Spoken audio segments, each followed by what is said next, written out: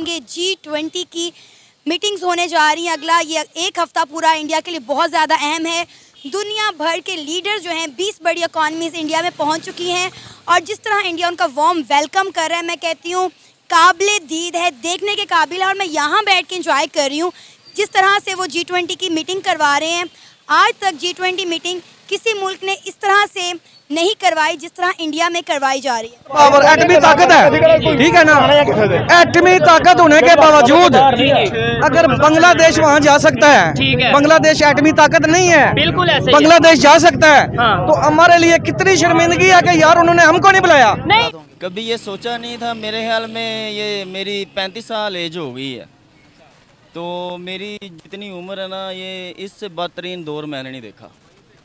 इतने टफ हालात हैं कि रूटीन में आप रोटी ही नहीं पूरी कर सकते अपने बच्चों की, तो आपने करना क्या है। बैठे हुए हैं तो क्या जरूरत है बुलाने की। सबसे बड़ी चीज है इंसान की इज्जत होनी चाहिए। जब इसकी इज्जत नहीं तो बुलाएगा कौन उसको। तो दोस्तों G20 शिखर सम्मेलन 2023 अपने आखिरी अंतिम चरण पर पहुंच चुका है, क्योंकि वर्ल्ड लीडर्स भारत आ चुके हैं और अब G20 की आखिरी मीटिंग्स होने जा रही हैं। और इन्हीं मीटिंग में वर्ल्ड लीडर्स को ले जाने और ले आने के लिए भारत सरकार ने 600 करोड़ रुपए की फुल लग्जरी कार मंगवाई है।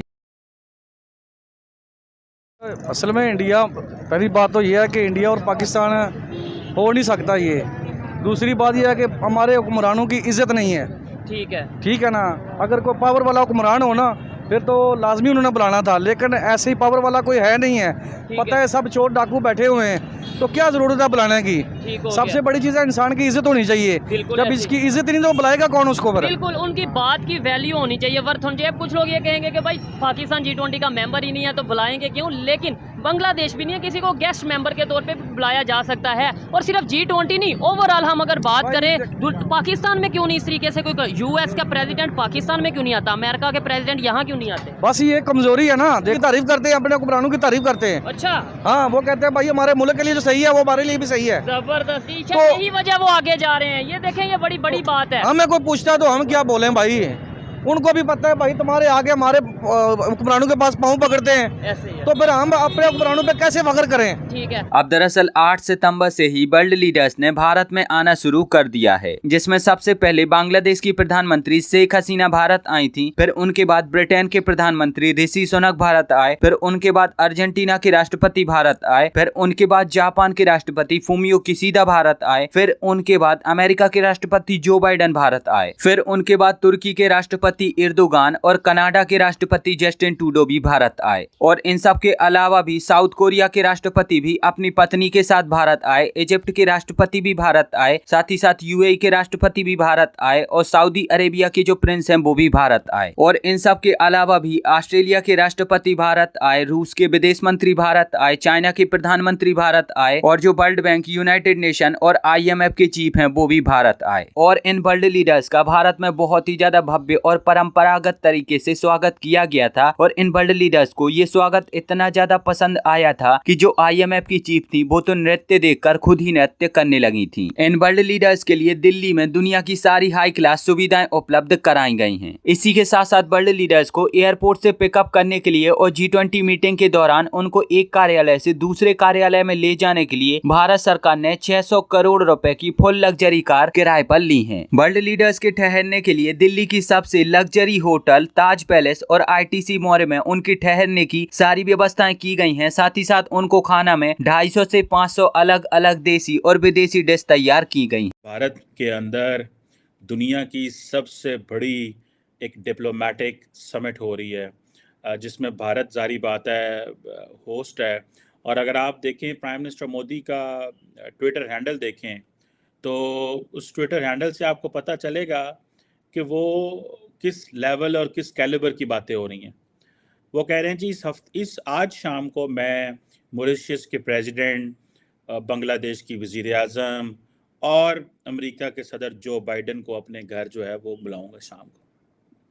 अब आप इमेजिन करें, क्या पाकिस्तान ये सोच भी सकता है कि कोई ग्लोबल लीडर्स हमारे घर आएंगे।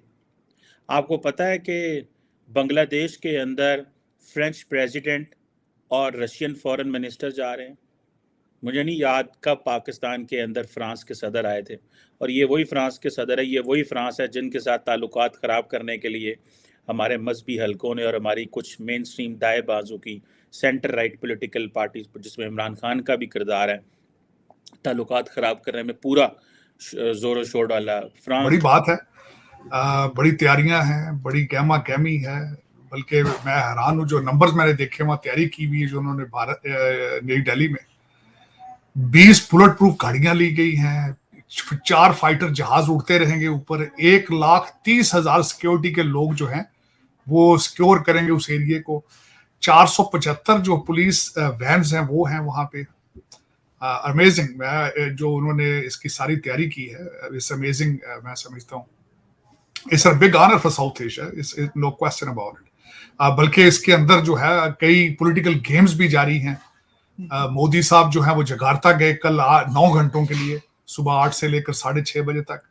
2 उन्होंने वहां पे कॉन्फ्रेंसेस सेट जाके मिले और उन्होंने टोन सेट की इस G20 के लिए, क्योंकि इसके अंदर काफी पॉलिटिकल टर्मोइल भी मौजूद है चाइना और रशिया और वेस्ट की तरफ से।